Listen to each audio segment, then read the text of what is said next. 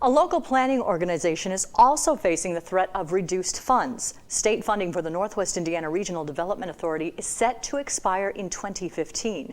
RDA President and CEO Bill Hanna tells the Lakeshore that continued state funding could be vital to completing infrastructure improvements in the region, including the expansion of the South Shore commuter rail line. We've received $10 million a year right now from the state of Indiana, and that's the portion that would go away in 2015, and that would cut our budget by over a third. So we're working with locals and state legislators right now and the governor's office to help try to find a solution to that as well. And that will be addressed probably this upcoming legislative session starts in 14.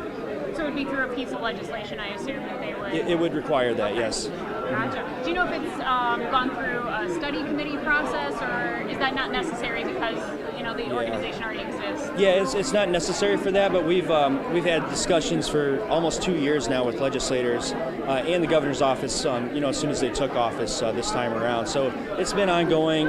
Most of the folks involved are pretty well aware of what's happening, and the other thing is just that, like I talked about earlier here, getting $2.60 back in for every dollar you put in is huge, and the return on investment for things like the expansion of the Gary Airport and the commuter train to Chicago is huge for the state of Indiana, not just this area here. So we're not asking for money. We're appealing to them on the basis that you're putting this money in, the $10 million, but there's an additional 26 that's produced by your $10 million investment. So there's a $36 million impact on the local economy, and that produces revenue for the state as well.